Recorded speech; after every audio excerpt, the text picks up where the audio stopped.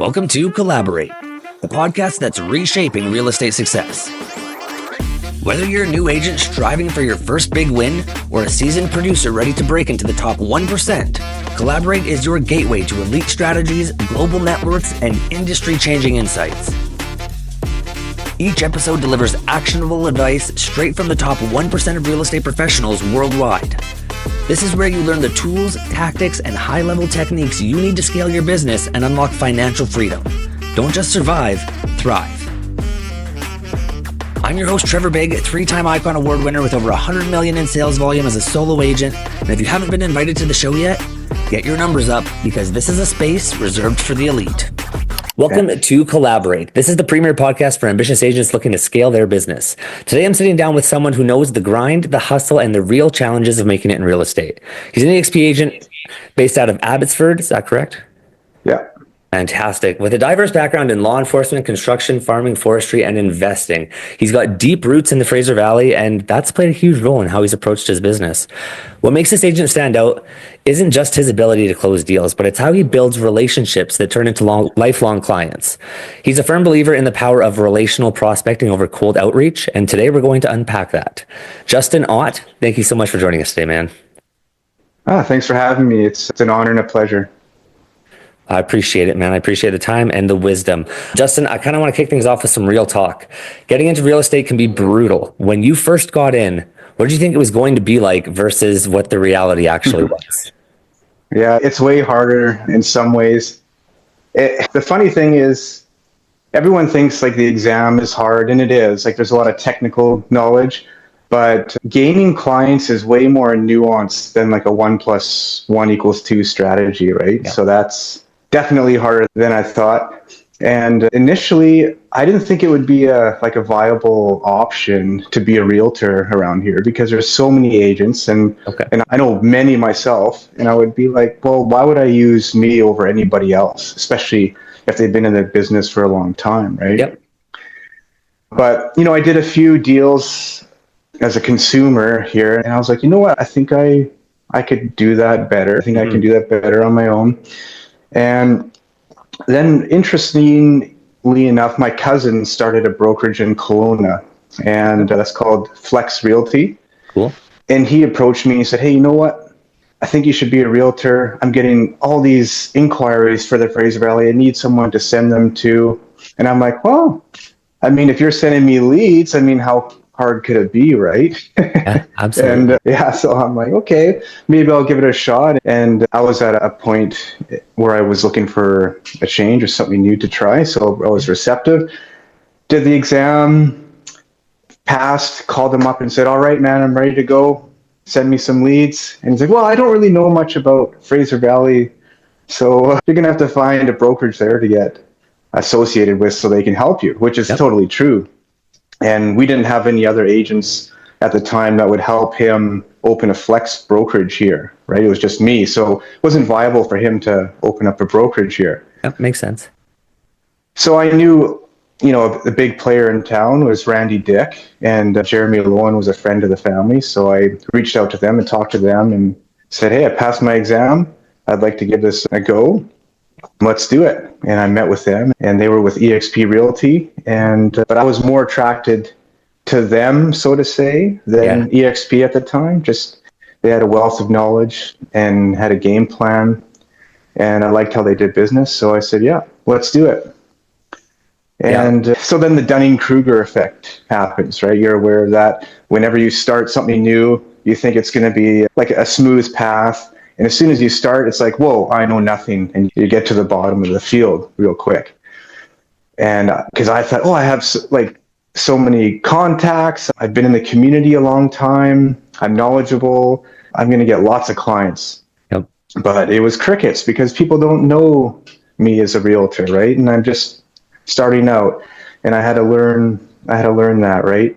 And, quickly I found out cold calling wasn't for me and cold leads weren't for me.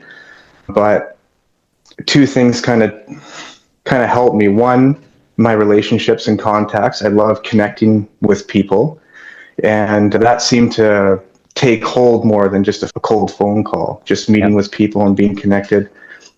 And the other one was I started following Mike Sherrard and his video strategy of producing video content. Yep. And I thought, I could do that more than cold calling. So I started diving into that. And, of course, I mean, even today, you could say it's debatable of what I produce, if it's good, but it's definitely better than when I started. Yep. But still, people liked it. Maybe it was the authenticity. Maybe it was just putting yourself out there. But I would get a lot of response saying, "Hey, I like your video. I like your content. Thanks for doing that." And I started picking up some clients, connecting the relationship and being top of mind through the video. I can say that you've connected yourself with a couple of great mentors. I know Randy himself has an amazing strategy in place on how to collect leads. I know that Mike Sherrard has his own strategy that's been tried and tested and proven to work hundreds of thousands of times. But I want to touch on what you mentioned earlier on how I've talked to a lot of agents who come in thinking that they'll just sell a few homes and make some easy money, and they've got friends and family and it's just going to kind of all come together. What's your advice for someone getting into real estate with those expectations? If you're just wanting to do one sale a year, or I would say it's not worth it. I would say it would be better to put your efforts into something that would produce more fruit. Because it's a lot of work to get your license, pay all those fees, pay your brokerage fees, just to basically break even, not even with one sale a year. For sure. And it's really an interesting game where there's a cavern of difference between an agent who does one sale and no sales, right? Like, it's a big cavern to overcome to get that first deal under your belt and actually become known as a person who closes deals or can list a house. So if you're in that kind of that quagmire of agents that have their license and they pay for the renewal, but they're not doing any business, very hard to be known as someone who's going to get one deal a year or but as soon as you kind of break through that, then it's easier to have 2, 3, 4 than it is just to do the one. I totally agree. If you're trying to use real estate as a side hustle, I consider it an expensive side hustle. It can be a very fruitful tree if you put your time and effort into it. But if you're just thinking that, like you said, you can get away with doing a deal or two a year, in my opinion, you're better off to just go get yourself a day job. Yeah, and maybe you can work some type of referral network with a realtor friend or other professionals where somehow you're compensated or you just work as a team for a longer range goal. Yep. And that would be more fruitful than paying for a license and continuing education for no reason. Totally agree, man. Because I know that everybody says, starting out, you can expect to sell 0 to 1 homes in the first 6 to 8 months kind of deal. What was the turning point for you when you finally felt like things were starting to click and your business was actually gaining some traction? You have to say it's a bit of luck or blessing as well. Like, you have to have the competence to do the job, but you also need that bit of luck to get your first listing and first client. For me, in the jiu-jitsu club I'm part of, my instructor needed a new location. So right away, as soon as I got my license, he knew that I was a realtor and he needed help. So I just dove in and got my first client. And that, always remember, that was a big turning point, just to give myself the confidence, my sphere the confidence that I could get the job done and have that, proof of work, right? Well, it's not just, exactly that. You're not just proving to yourself, but you're proving to the public that you can achieve results. Yeah, exactly. So getting that first deal is really hard. I mean, I think even if you don't get it right away and you do eventually get it, you have to build off that whenever you get it. But it really helps when you get it early. Yeah. Because it's hard to renew that license if it's been a year or two and you haven't had one deal. Like, that's for sure. That's going to be tough. Well, I totally agree. And I like what you said, whereas like when that snowball starts to roll, you got to really be behind it, because if you let it kind of plateau, let's say, where you get one deal and you put all your energy into that one deal and that one deal is done and you're back to ground zero, you really want to ride the traction that you're getting. If you do have that one deal, make sure it's marketed everywhere. Make sure you do everything to make sure that one deal that you do have together, everybody knows about it, so that hopefully it leads to another. Yeah, very good. With the help of Randy and Jeremy at the Eximus team there when I started, they really helped with that. So I was able to leverage all those small wins and get advice from them along the way. So you call it blessings, or some people might say luck, but you need a bit of that at the beginning for sure. Absolutely. But I think I like what you do a little bit differently. I think one thing that sets you apart is how you build relationships instead of just, cold calling and door knocking or putting up billboards. Why did you choose that path rather than, you know, bland exposure where you actually decided that you were going to be more of a relationship builder than a transaction builder? Yeah, part of it came naturally, and part of it came over time, cutting my teeth in different areas, right? So, I tried everything at the start, right? Like social media marketing, Yeah. billboards, bus benches, Google ads, everything, every type of medium, try a bit of it all. Yep. And I realized I would put so much effort into getting cold leads or online leads or things I had no connection with, Yep. relationship wise. And I put a ton of effort in there and I would get zero traction. Zero. The best I would get was maybe a response, but no, they wouldn't like be locked in with me or buy into me. Yeah. But your ROI was very small. Very small and Yeah. tons of effort. Tons of Yes. effort. Yeah. Following up, and I don't know about you, but it takes the wind out of my sails every time I, get rejection or it doesn't work out. I like building on momentum. So, and then I found that the people that I would meet with regularly and talk, and we wouldn't meet for the sake of like, I need something direct from you right now to make this meeting worthwhile. I just like connecting because I like people and I like storytelling and I like bringing connections together. Yeah. And I just found almost every time I could meet with someone, something fruitful would come out of that. Not necessarily for my business, but maybe for their business or maybe a third party. Something would just pop up and I would be like, hey, you know what? I know someone who's looking for that or does that, and you should connect with them. And I kind of realized that was like I don't know if it was a skill or just something that's naturally I'm able to do. So the more I can meet with people and build those relationships and bring any type of connection together, there's value coming from that. And I don't need a direct sale from it. I know down the road, if we're all always connected and working together, something good is going to happen. And if it's win-win for everybody, that's what I'm all about.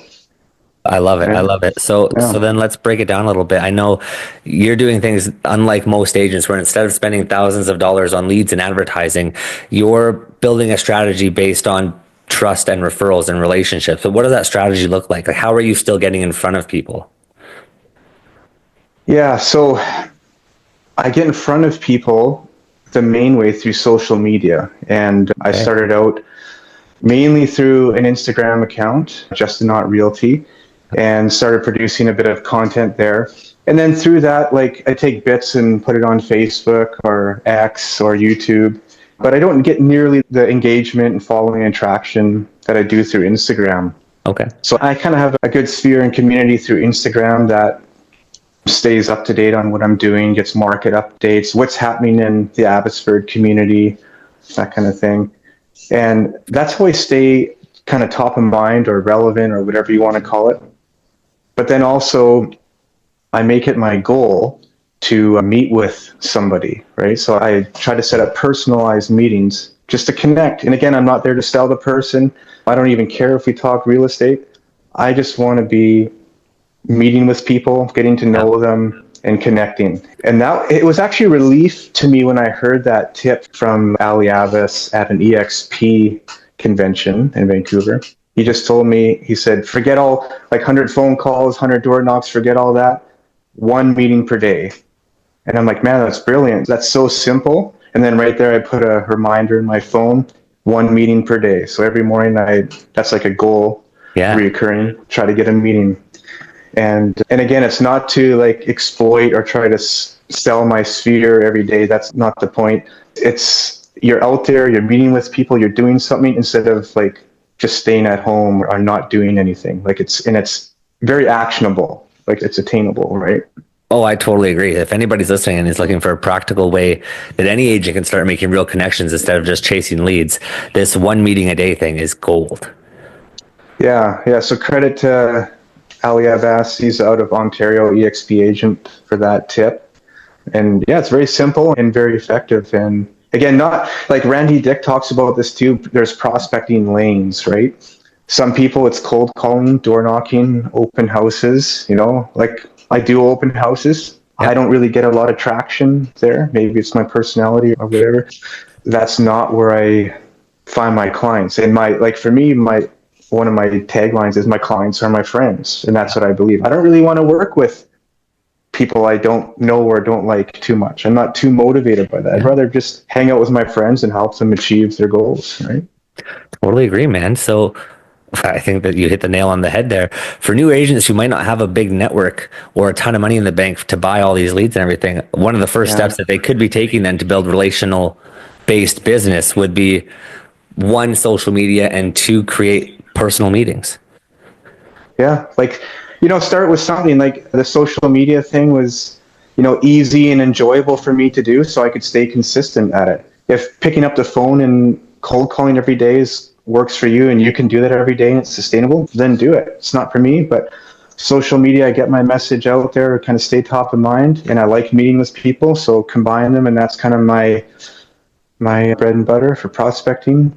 And actually, I'll give you one more thing. For someone who doesn't have a lot of contacts and maybe they're in a new city or a new area, joining a club or a gym or some type of special interest group, and don't go there to try to sell people, because people will see through that and no one likes some unauthentic person. Just actually get involved because you like to get involved and do a sport or work out. And you will find your tribe, you'll find your people, as long as you're out there, but you got to get out there somehow. Yeah, I totally agree with you. There's so many different little groups you can join in almost any community. Like, I know when I first got my license, I'm in a smaller community, so I really wanted to make sure that I was everywhere. And so I did the same thing. I go to the gym consistently anyways. That was already part of my routine. But I also am now sitting on the board of directors for Big Brothers Big Sisters. I go to our Rotary Club. I go to our Chamber of Commerce. I just kind of intertwine my daily life with more community activities. And the side effect of that is that I'm more top of mind when these people see me out in the public, or these people think real estate. They know the guy that they just saw at the Big Brothers Big Sisters, or the guy that they just saw at the Chamber of Commerce. And it is subconscious. You know what I mean? You're not specifically advertising, but you're putting yourself in front of these people. Yeah, that's key. And so I want to reiterate, it has to be a genuine interest though, right? So for you said the gym, right? You like the gym. Yeah. If you hate something, I'm not going to join the yacht club. I'm not a boat guy. I don't know anything. People will kind of see through that and they're like, what is this guy doing here? Like, is he just trying to get our business? Like, it doesn't make sense. So totally agree with you. And then what you learn a skill or get in shape. It's like, that's the objective, right? I want to touch on social media, because honestly, social media scares the shit out of a lot of agents, and unnecessarily, because social media, it's changed the game for real estate realistically, but it's not all sunshine and deals. What are some of the biggest pros and cons of social media for realtors today? It's an easy way to do some type of activity, but it could really be going nowhere. I think it really has to be combined with something real, like some real action. Well said. Because everyone is doing it too, right? So if everyone's doing just sold, accepted offer posts, and that's just, you just scroll by that, never see that again, doesn't resonate. So, and then people kind of went to video, and that was a big thing for Mike Sherrard. You have to be on video a lot, because then people can actually get to know you a bit more, right? But at the end of the day, it's got to be interesting. It's got to be interesting, because if it's just self-serving or boring, it's next, right? Next. Yep. It's good because it's easy and accessible for everybody, but it's also hard because now it's harder to stand out. And I would just say, be authentic, focus deep on your interests, and I think you'll find your people and your tribe that way. And then when you meet them, everything comes together and is more relevant. Well, I think that you nailed it there. My next question was going to be, what's your biggest tip for realtors trying to gain traction on social media without burning out? But I think that you've absolutely nailed it there by saying being authentic, and real recognizes real. And if you're just another agent saying that it's a great time to buy, it's a great time to sell, it's the market's always hot. You know what I mean? It's just going to blend in with all the rest of the noise. You have to have an opinion. You've got to have, something a little more valuable than that. Yeah, and I think I have fun with it. I actually enjoy it. hate doing it, it's going to come through. Or if you don't really have anything relevant, it's going to come through. But I enjoy, and part of it is I've been doing some video collaborations with local businesses and things like that. And that really makes it fun because now I'm meeting people, we're showcasing their business. It's something, relevant and of value to the viewer. The business gets exposure out of it. And you know what, maybe someone thinks of me down the road to use me because of it, or they see that I'm in tune with the local community. And that's just a bonus, but I enjoy doing it and connecting with these people. So it's fun for me. Yeah, and I like that you brought it up. I actually have a whole little section now. I want to talk about the collaboration videos that you do because I think that they're an absolute gold mine. First, if you had to pick one platform for realtors to focus on, what would it be and why? Now, I know you mentioned that you get the most traction on Instagram. Do you think that's pretty widespread, or do you think that's more specific to you? It may be specific to me. Like some people on YouTube do very well. Maybe it's the type of video or how long it is that plays a role, your target viewer. Like a lot of people are saying TikTok is great. I've never went on TikTok. I haven't went down that road. Yeah. But some people are doing phenomenal there. But I mean, yeah, whatever works for you. Or it comes down to your personality a bit too. Like mine are kind of shorter videos. So Instagram Reels works. Yeah, I would agree with you. So all the videos that I post widespread across basically almost all 6-7 platforms. But if I had to break it down, I would say, yeah, I get views on TikTok, but they don't necessarily lead to any business. Whereas the views or the engagement that I get on Instagram, more, not more times than not, but many times anyways, leads to a DM saying, tell me about this property, or let's talk about this. Or there's a much higher level of engagement on Instagram that I see as well over some of the other platforms. Facebook is great too. I'm a smaller community, so we're a huge Facebook community. But as far as tangible leads, I would say Instagram is also my bread and butter. Okay. Interesting. Yep. Yeah. Let's talk about this project of yours, Legendary Gyms of Abbotsford. What inspired you to make a documentary about gyms? Yeah, that's another funny one. So like I said, I enjoy making content. I like making videos. I like telling stories. I like being involved with the Abbotsford community. And I grew up in the gyms, training in the gyms of Abbotsford. Okay. So it's part of me. It's part of my tribe of people, my contacts. Yeah. And, I was talking with my cousins again who are in Kelowna, and they have a gym called Kettle Valley Fitness. And they were saying, yeah, we're going to interview some gym goers to bring awareness to the community of the gym. And I'm like, man, that's brilliant. You know what? I know a lot of great people from just going to the different gyms in Abbotsford. And you know what? We had a pretty crazy scene back in the 90s and 2000s. This is a great story. And I just was like, that is it was such a cool time period. I've got to tell the story about this. And I have a great video guy. And I'm like, hey, do you want to do this? And he was like, yeah, absolutely. And I messaged a bunch of people that I knew from all these different eras and different gyms. And everyone was so cooperative and collaborative right away. They're like, yeah, let's do it. This is awesome. Because they were part of something special, right? And, sure. And their story is going to be told. And yeah, it was very exciting. We just, we just produced it out of passion, and there's no sponsorship or call to action in it. It's just a pure passion, local community story that I felt needed to be told, and I had the ability to do it. So I'm like, let's do it.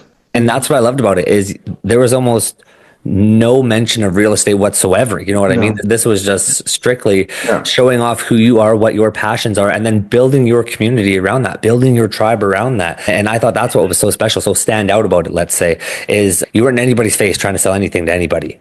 No, that's not what it was about. And that's again, it was a good story that needed to be told, and I'm passionate about it. So why not tell it, right? What was one of the biggest challenges in putting it together? You know what? I thought getting the people on board would have been, but no, everyone was no one was afraid to tell their story or be on camera. That wasn't an issue.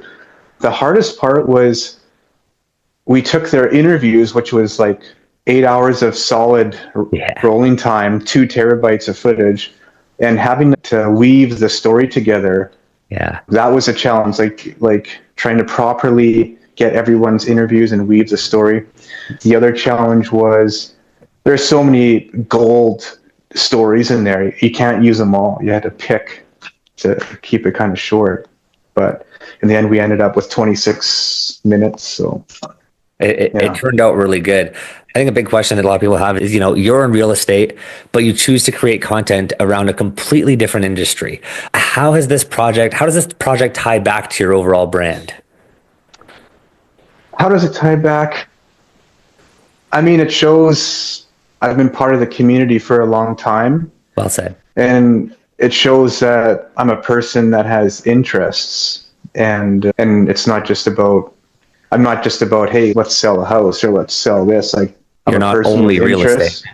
Yeah, and I'm part of the scene, part of the town, part of the story. So for other business owners, agents listening in, why do you think creating passion projects and community content is so valuable? It's a great alternative way to sell indirectly. Like if you're a business and people get to know the person behind it, I think that's a better approach, and you get more of a loyal following than just saying, "Hey, we've got great, chicken on sale today.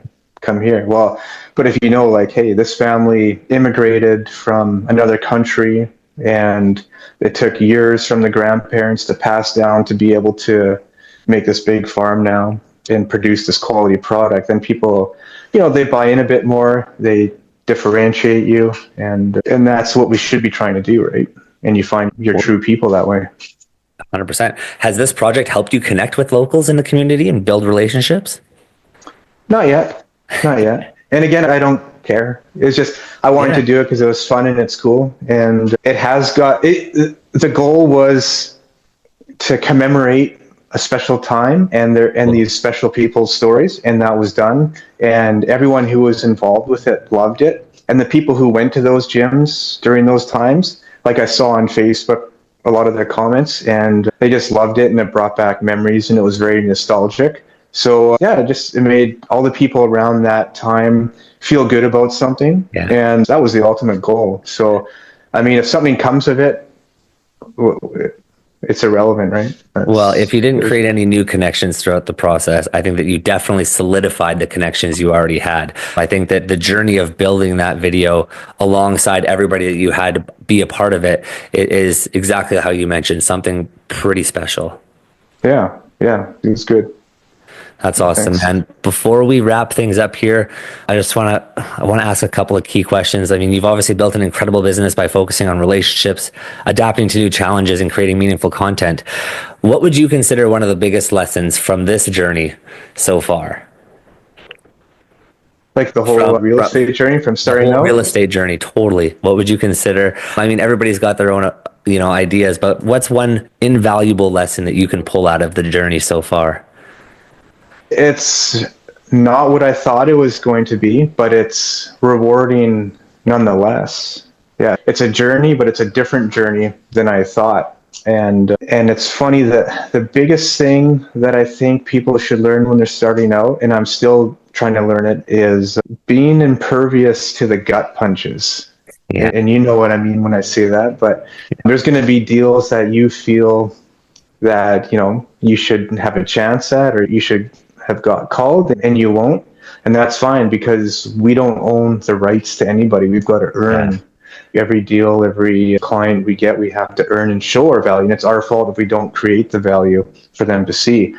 But doing that from the beginning, like absorbing those gut punches, is key, because it happens a lot, right? Oh, absolutely. I always tell everybody, it's not your, how fast you climb, it's your ability to bounce back when you get knocked over, because you will get knocked down once or twice in this industry. It's inevitable. Yeah. So for someone struggling to gain traction right now, what's something that you think they need to hear? Yeah, everyone says it, right? Stay consistent. Like, it's a marathon. It's not a sprint. You're not going to build Rome in a day. All those sayings, right? It's said over and over again because it's true. There's going to be discouragement. It's just, you got to stay active in something, whatever it is, whatever your prospecting lane is, whatever your objective is, just something to keep you active. And if you do it for a long time, you're going to get the compounding eventually. Yeah, well said, man. I totally agree with that. If I had to highlight some key takeaways today from this conversation, Justin, I'd say that starting in real estate is harder than it looks, but persistent always wins. Social media is not a tool, it's a crutch. Or social media is a tool, not a crutch, and use it wisely. Both. It can be both. Yeah, yeah, it can be both. Exactly that. And I think another big one is passion projects can be a powerful way to connect with your community and potentially grow your brand. Yeah, absolutely. If there was somebody listening out there today in their car or the gym, at the office, and they were just totally blown away by everything you had to say, what would be the best way for somebody to get in touch with you? You could, well, if you're in your car, it'd be kind of hard unless you got hands-free, and you could ask Siri to call me. But email or DM through Instagram, Justin Ott Realty, or just go to my website, ottlistings.com. Perfect. Okay, guys. Well, you heard it from him. Hit him up on Instagram, head out to his website, follow this guy, Justin. This has been a killer conversation. Your approach to real estate, content, and relationship building is something more agents need to pay attention to.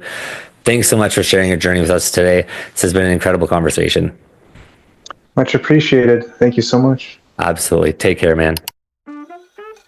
Thanks for tuning in to Collaborate, where we're not just talking about success, we're building it. If you found value in today's episode, make sure to subscribe and never miss out on the insights that could take your real estate career to the next level. And remember, this is a space for the elite. If you're ready to level up and become part of a global network of top performing agents, join us at the Global Group for exclusive tools, resources, and opportunities to collaborate with the best in the business. I'm Trevor Bigg, and remember, if you haven't been invited to this show yet, you need to grind harder, hustle smarter, and get those numbers up, because this is a space reserved for the elite.